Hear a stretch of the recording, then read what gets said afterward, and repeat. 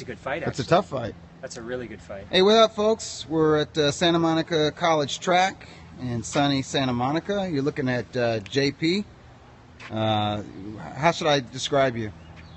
Tired. He's very tired. Yeah, big time Hollywood film editor and what do they call him in the UK? Punter.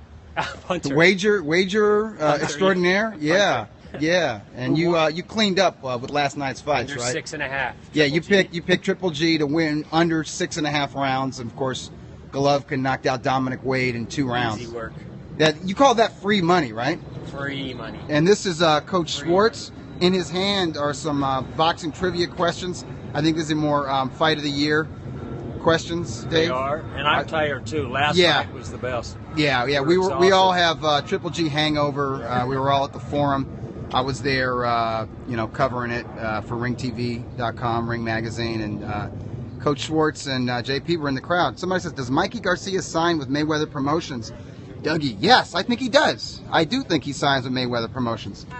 And somebody had something to say about Triple G. I think just like what a great time it was, but I missed it.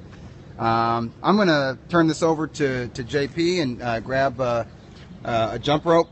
And this is, check out my Chapo Lovkin shirt. This is from Mr. Boxing Guru. You can get at him at Mr. Boxing Guru. He had a tailgate party prior to the fight in the parking lot. There were lots of that going on. There were thousands of fans in the parking lot hours before the first fight at the Forum in Inglewood, where I live. And I hung out a little bit. Anyways, he does a great job. There's a lot of... I asked him, the bestseller T-shirt for him, Mexicans for Golovkin, which came out like a couple years ago before the Marco Antonio Rubio fight. These guys are tweeting in, badass shirt, awesome. Yeah. You're not going to look as good as I look in this shirt, but it's a good shirt. It's good material. It's like... It breathes, it's comfortable, it's soft. Okay, you knew this was going to be the first question, Dougie, so it's Canelo versus Triple G. Who wins and why? Triple G wins because he's the superior fighter. He has the amateur background, the elite level amateur background. He's an active fighter. He is physically stronger, and he has more power, but they're both very good, very technical boxer punchers, and I actually think Golovkin's style plays into some of Canelo Alvarez's strengths and his ability to slip punches and counter punch. So I think there's going to be a lot of really good inside fighting, and I don't think Triple G runs through Canelo Alvarez. I think it's a hard fight for both guys, and it's a physical fight and a really good fight for fans. We got some Canelo fans. How do I look, folks? Skipping a rope. This is a new rope. This is new. It's a new rope for me. Got some Canelo I'm out of my fans. comfort zone, but I'm getting into it. This guy says Canelo by split decision. Triple G hasn't fought the top tier level. Well, you know what? Canelo Alvarez agrees with you. Mm-hmm. Canelo Alvarez. I was in Alvarez's camp 3 or 4 weeks ago, and the only time he speaks English is when he talks about Golovkin. And he did it with me and Jim Lampley in his camp before the Cotto fight, and he told us that he taught Golovkin the Mexican style. He said this in English. I taught him Mexican style when we sparred. I'm like, oh shit. And then, but he used to have a lot of respect for Golovkin. Always said nice things. But I think the criticism and the fan pressure and media pressure, it's getting under his skin, which could be a good thing. But he was kind of dissing Golovkin's his opponents. And he said, hey, I fought Arislandi Lara. Why doesn't Golovkin fight Arislandi Lara? Wouldn't Arislandi Lara be a better fight for him than Dominic Wade? And I said, well, Arislandi Lara isn't an IBF mandatory. He doesn't want to lose that belt. And he says, yeah, but who's Dominic Wade? He said, Wade is 18-0. Oh no, I said Wade is 18-0. And Canelo said, one of my sparring partners is 29-0. He was talking about Dusty Harrison. Wow. Yeah. Dusty Harrison. Yeah, but all right, we're gonna. That's the behind-the-scenes Canelo when he gets pissed off. He speaks English. We're gonna move it over to Coach Dave. One more question. Canelo prediction. I like Canelo by late stoppage, but I think Khan gives him a lot of trouble. Gives him a lot of fits, just because it's not really Canelo's ring identity to cut off the ring and to go after an elusive opponent. I think he can do it, but it's not what he's meant to do. You know what I mean? All right, so tweet or Periscope your questions in right now. Periscope it on the screen, and Coach Dave's got some questions for Doug. Okay, so because of last night, I didn't have time to do my research on my questions, so I went back Party to my... too much, Coach. Wow, it was the best last night. I mean, that was like a rock concert. We got there way early. The parking lot was filled. The place was great. I can just say we should vote for Tom Loeffler for president. Got my vote. This guy he is so great. He's got his act together, and it was a great show. It was really good. And here you have 100 to 1 shot. Everyone knows who's going to win. It's totally filled. Everyone's going crazy. No one wanted to leave. When it was over, no one wanted to leave. So it was incredible. It was really good. So, okay, so we're going to go to my comfort level questions here. So I'm going to, in 1980, it was July 3rd, 1980. This is the Ring Magazine Fight of the Years. July 3rd. 13th. July 13th. Yeah, in New Jersey. 1980. New Jersey. Let me ask you this. Was it a light heavyweight contest? It was. Let's say it's one of those Matthew Saad Muhammad fights. Got it. But here's the problem. There were so many Matthew Saad Muhammad Fight of the Years and Fight of the Year candidates. It could be Yaki Lopez. It was. Okay, all right, but which one? I don't know. Which one? If it wasn't Yaki Lopez, I was going to say it was maybe Marvin Johnson. Yeah. But he had so many crazy fights. So was Yaki Lopez. Yaki Lopez, but which one? Was it their first one? They fought a couple times, didn't they? I don't know. Yaki Lopez fought everybody. Yeah. All right, we'll get to those Crawford questions in a second. Including himself. Yeah. He has some problems. Yeah. So he's live and kicking though. Yeah, no, he's great. He's a great guy. He actually promoted the fight up north that we went to. I bet you that was the first and last. It was the first and last. I've never seen anyone more. Hey, this depressed. boxing game isn't easy. I've never seen anyone Hey, more even depressed. if you raise $500 million, it's still tough. It is. Think about that. And Kathy Garcia was consoling him after the fight. He was. I can remember. It's like yesterday. He's sitting in the chair with his hand in his head. He lost his ass. What did I do? What did I do? All right, Dave, we got 4 questions. You want to go yours or the 4 questions? yours. Okay, Crawford or Postal in a fight? Oh man, it's a difficult fight. Pick. I'm gonna go with Crawford. Okay. I think he can just do a little bit more. You know, I think it's just a little bit more solid, accurate with his punches. He's landing more power shots, more body shots. And Postal's all amateur, man. Jabs and straight rights. Yeah. But he really doesn't start uncorking the right hands until the second half of the fight.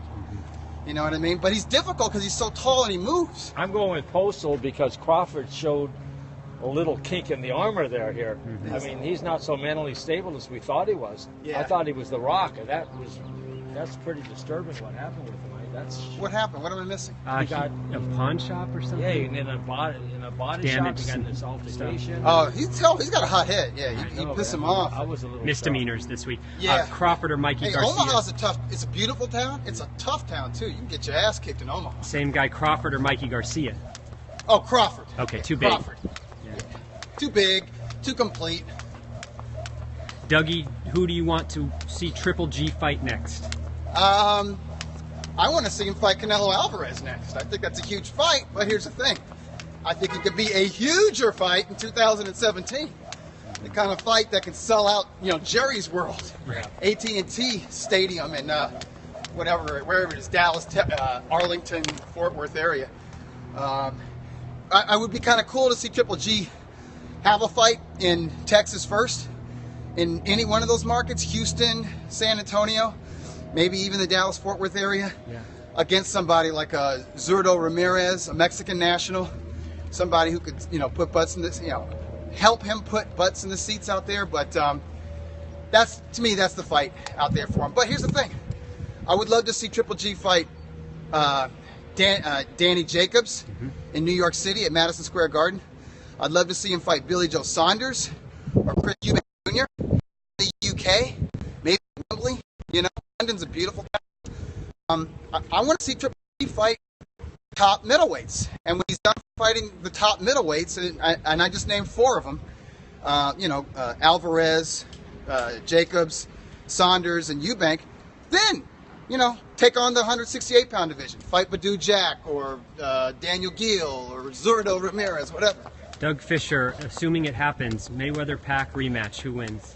I'm going to say Mayweather wins a legit close decision, but there's funny things in the scorecards that either make it a draw or a majority or split loss for Mayweather, so the powers that be can set up a rubber match and just get those last millions out of those two future Hall of Famers. Doug, I don't blame them for wanting to do a rematch, by the way. I just have no interest in it. Doug, you mentioned Mayweather Promotions earlier. Could Mikey Garcia sign with Golden Boy? Geez, I don't see that happening. He could. He could. Yeah, I don't know. I don't know. I guess you know, all the rumors, everything points to him aligning himself with Al Heyman. I don't know. I know his brother Robert has a pretty close relationship with Golden Boy. He has a lot of prospects that fight under the Golden Boy banner.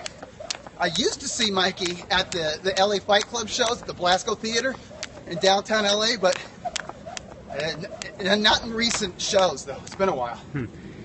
Doug, in their primes at 135, Roberto Duran versus Floyd Mayweather Jr. Oh, it's an easy fight for Duran.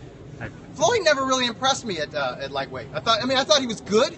I thought he was just good enough to barely beat Jose Luis Castillo. I don't give him a shot in hell against the greatest lightweight that ever lived, or any great lightweights. I'm not sure he beats the lightweight version of Shane Mosley. Maybe he does. I give him a shot in that one, but you know, guys like Ike Williams, you know what I mean? Jimmy Carter. Even guys who didn't win the title, man. Enrique Bolanos, you know, those guys, they could fucking fight. This guy says, yeah, Doug, They were truth. awesome. Duran easy. You're telling the truth. Well, even at welterweight, the Duran that beat Sugar Ray Leonard beats Floyd Mayweather all day, every day. If Floyd would have fought Pac when it was first brought up, what would have happened? I love Pacquiao in 2010. I thought it was a toss-up in 2011. I favored Mayweather in 2012, and really, any time after that, it was Pacquiao's fight to lose. Yeah. Having said that, I did pick Pacquiao to win when they fought in 2015, in part to piss off Mayweather nut huggers, but also in part I thought that Mayweather really lost a step in that those two fights with Chino Maidana. I thought it took something out of him. I mean, I really do. And I'll say this, I don't think he should come back. I think his tongue is getting thick. He does not articulate himself well. I'm not saying that to be a hater. I've got tapes, micro tapes of interviews that I did with Mayweather in 1997. If I played them for you, it would shock you shitless. It's disturbing. It's 20 years is too long for anybody to be fighting. And now all he really does when you see Mayweather, he's just chewing that gum like a marionette. He's just, and he has nothing to say. He does not articulate his thoughts well. And if you look at the condition of his father and the condition of Roger, it should tell you that maybe genetically he's just not predisposed to have a lot of punishment and really extended boxing careers. Some guys can get away with it, but most can't. This guy says Mikey Garcia got schooled a bit by a guy from San Francisco. Do you happen to know who that was? No, in the gym? That's what he's saying. I I don't don't know, know. man. We were not sure who you're talking about. From San Francisco or San Diego? Ask your question again. Is it San Yeah. Francisco or San Diego? I haven't heard of anybody from San Francisco schooling Mikey. Maybe there's a couple prospects from San Diego. Oh, he's saying it's a rumor from last week, a recent sparring Oh, session. no shit. I gotta Google search that. I hadn't heard. This guy says you got a new jump rope. Yes, I'm getting used to it. How do I look? Do I look like I'm in shape? Says pretty good, Doug. Pretty I'm good. trying to switch my legs up. Good morning. Good morning. Look at this, folks. The high knee stuff. This is what hard. Doug, what was Mayweather Castillo won? Oh, I had Mayweather by 1 point. I had it 6-5-1 in rounds. Watching the broadcast on HBO, though, I thought Castillo won 7 rounds to 5.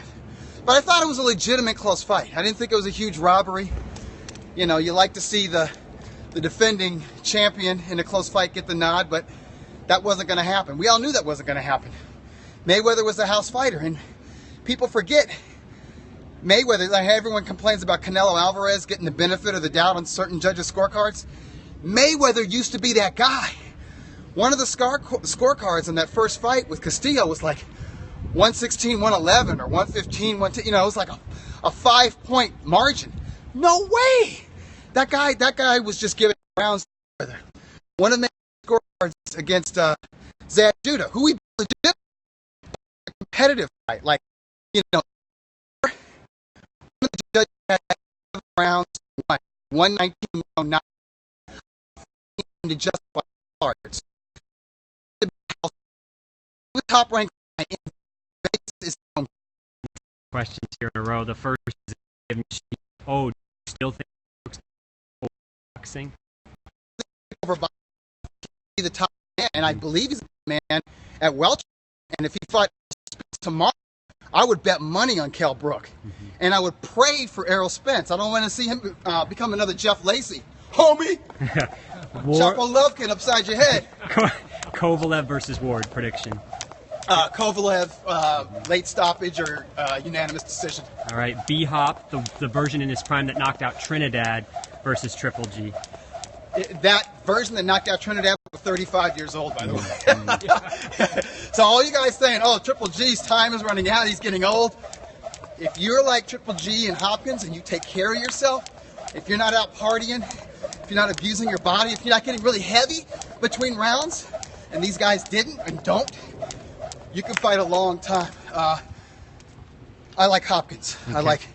I like Hopkins at his best at middleweight against Triple G, but it's a tough fight because Triple G's he's a pressure fighter, a technical pressure fighter, and strong, but no one's knocked Hopkins out yet.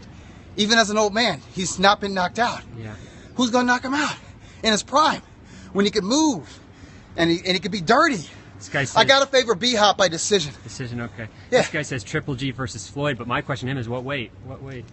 But Triple G versus Let's Floyd. pretend they make a catch weight at 154, right? Which is possible. I think Triple G folds him in like 6 rounds. Yeah. I think and I don't think it's because he totally beats up Mayweather. I think he hurts Mayweather with something to the body, and Mayweather thinks, this guy can effing kill me. I've already made whatever, $80 million with this fight. I forget it. You know what I mean? I'm not gonna get beat up. I just think he goes down and stays down. 154. Okay, thanks, man. This guy He pulls the De La Hoya. This guy's coming at you again. He says, but seriously, how do you rate Kell Brook? How do I rate Kell Brook? #1 welterweight in the world. I don't think he's a top 10 pound for pound player. I noticed some sarcasm with this guy, with Yeah. Kell Brook. He thinks you're overrating Kell Brook. Well, here's the thing. All you British fans who diss Kell Brook, when he beats another couple American standouts, you're all going to jump on his bandwagon. But I'm going to know the truth. I'm going to know that most of you doubted him. And I'm going to put it in your face. Because I've had Special Case back for a long time, before he won the IBF title. This guy says, tell him, Doug, Kell is going to be king of the ring. Kell, listen, he's not going to be pound for pound #1 or a superstar. But even after that gruesome machete attack, I mean, he's an athletic specimen. The guy is strong. He's a complete boxer puncher. Got good ring generalship. Stays composed. He's been well developed. He says, okay, Doug, we will see. How about Yeah, him we versus-" will. He says, how we about will see, man. We will, brother. What's up? He says, if you like Chop him, go low. Chop go upside your head. he says, if you like him, how about Crawford versus Kell Brook? That's a good fight. Good fight. I don't know. Good fight. So I slightly favor Kell Brook. He's more proven at welterweight. Yeah. Good But question. obviously Crawford can carry 147 because he weighs in at 140 and rehydrates to 157. And I noticed he doesn't catch as much flack as certain fighters do for putting on a lot of pounds after the weigh-in. I wonder why that is. This guy says, oh, come on, man. Kell U.S. all bias? the way. This guy says, come on, man. Kell all the way. Yeah. Good questions today, folks. So, Coach Dave, Wait, who was the favorite in the Kell-Sean Porter fight? I think it was like even. I think it was pretty... Or it was close for Porter. Yeah, Sean was a slight favorite. And I like Sean slightly just because it took place in the U.S. Yeah. But Had it, the fight taken place in the U.K., I would have picked Brook. but it makes Sean look good, doesn't it? Sean, I mean, Sean's great. Sean's a beast. He was around. Sean was at the forum. Oh, he was there last Yeah, All right, because he's supporting Ryan Martin. And Ryan Martin is really good. Yeah, he's a lightweight prospect from Cleveland. He Oh, was okay. promoted by 50 Cent. I think K2 Promotions is looking at signing him. He's good. good questions, guys. If you got more, Periscope them in. Coach Dave, you got anything else? You got Yeah, well, you got the first one here, Doug. That was a real good one. I'll give you one. 1981, September 16th. 1981. And I was September there. 16th. I was there. Oh, was this Sugar Ray Leonard versus Thomas Hearns? Yep. The rematch. A lot of great fights in 81. The though. rematch. Yeah, and 82. Oh, wait, no, that was the first one. Yeah, I that was the wasn't first there. one. The rematch was 89. Were you at wasn't that one there. too? No, I was at the rematch. Hey, that was one of the better super middleweight fights ever. I wasn't. Two old guys who weren't really super middleweights. Okay, I'm going to give you one more. These are the great fights. 1982. 1982. December 11. This is the Ring magazine Yep. fight of the year. Sacramento. Yeah, that's Bobby Chacon versus Bazooka Limon. Yep. What a dramatic fight. Yeah. 15 rounds. National and TV. yeah, national TV and Chacon's wife had previously committed suicide, and nobody knew where his head was at. And Limon, they'd fought previously at least twice. And Limon was giving him a beating and dropped him. And if it was a 12-round fight, Chacon's out of it. It's a 15-round fight. Yeah. And Chacon comes alive in the real championship rounds. 13, 14, 15, and drops the Mexican national in the 15th and final round. Doug's the man. He keeps it real. Danny Garcia versus Chapo Lovkin Kell style. Brook. Danny Garcia versus Kell Brook. I like Kell Brook. Okay. I like most of your elite. I like most of your top 10 or top 5 welterweights over Danny Garcia. But let me say this: I don't think anyone has an easy time with Danny Garcia. Ask I that think hype he's question. Dangerous. Ask that hype question again. I didn't read it. This is a weird one. Triple G versus Ward at a catch weight of 164. Golovkin by late stoppage, and I do think that catch weight drains Andre Ward. Yeah. But even a fresh Andre Ward at 168, I think Golovkin has the power to hurt him and knock him out. Kell Brook versus. But that's a super tough fight for Golovkin, the hardest fight out there for him. Oh, which fight didn't live up to the hype the most recently? Recently?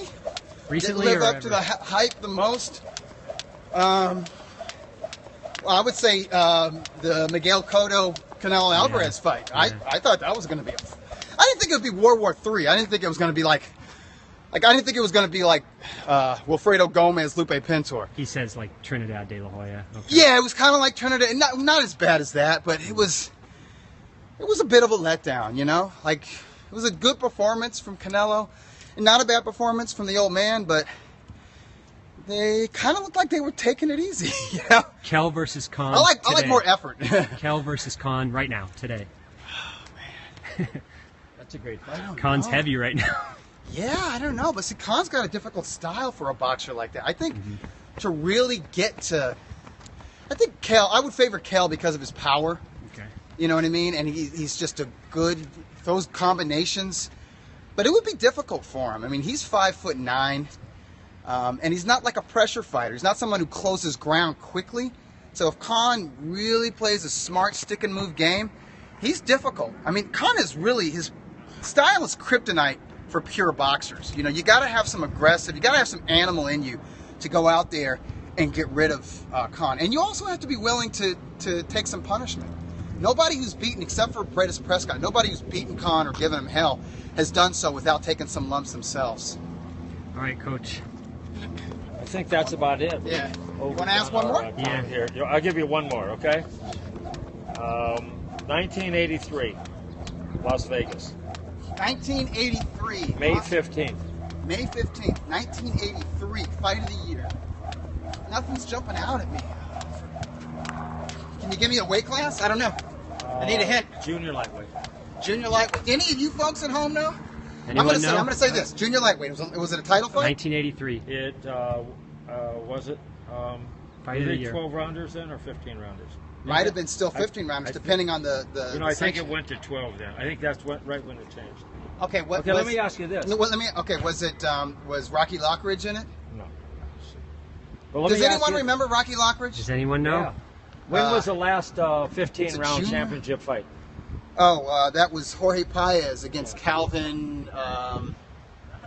Calvin. What was his name? It was on USA. He was a slick brother, boxer, Yeah. pure boxer. Calvin. Shoot, I can't think of his last name. I keep thinking Calvin Hobbs. No, But that's like, and there's a comic strip called Calvin and Hobbes. I just put it together to make a boxer's name. Calvin Grove. Calvin Groves. Yeah, that was the last. And he won it in the last round. In the 15th 3 knockdowns. round. Yeah, that was Paez. Dropped him 3 was times. way behind and won it in the last round. Yeah, that was in Mexicali. That was IBF. I think IBF featherweight title. And that was the last. Yeah, That was the last 15 but this rounds. is junior lightweights in 1983. Junior lightweights. And one of them is a trainer now, What? and one of them is one of the previous fight of the year. Anyone know out Like the there? year One of them's a before. trainer now. A Yeah, junior one of them. lightweight. Yeah, you sure it was junior lightweight? Yeah. Well, unless the internet's wrong. Internet lies sometimes. Yeah. I hate to say it, Dave. I think I'm Stumped. Shoot. In fact, it was their second fight, It was their second fight. Okay, was it? and It wasn't John Molina. He wasn't part of it, huh? no, but it was. He also won it in 1982. He won the fight of the year, also. Oh, okay. This is probably another. Chacon fight, Yeah, maybe. yeah. Chacon and Boza Edwards. Yeah, you got it. Boza. Yeah, Boza's a trainer. Yeah, right. Boza. Yeah, Real quiet. Yeah, kind of like always the assistant trainer. yeah. Boza's a great guy. Arzlandi Lara Class. versus Triple G. It's an easy fight. I mean, I hate to say it. I think that's an easy fight for Triple G. But that's a smart fight for them to take. Yeah, That's a great fight to take. I think it's easy money, to be quite honest. It is. Even if Lara tries to stink out, he's getting He's He's gonna getting get beat knocked down. out. Yeah. Last because he call doesn't for really. questions. He's not really good at dealing with pressure. I mean, if Angulo was able to walk up on him and bust him up, Yeah, I mean, yeah. Angulo didn't even cut the ring off. He just walks right forward like, dude, He's hit me going in to the, fight you know. Manis, right? Next month? Lara's going to fight Manis. Yeah, that was an anticipated, ballyhooed, demanded rematch right there. Good Because question. that first fight was awesome, guys. Look out. All right, Oh my anything God. else for Doug? We got a minute left or something. Anything else? Good questions today. All right, folks. Looks like that's a wrap. Yeah, that's You a got wrap. them all, Thank you. Dougie. Thank you. You were great. I needed Oh, some my help. God. I needed some help on that 1983 one. A lot of assists, you know. Yeah. That's a wrap. Lots of good questions. Yeah. It's good. That one guy loved.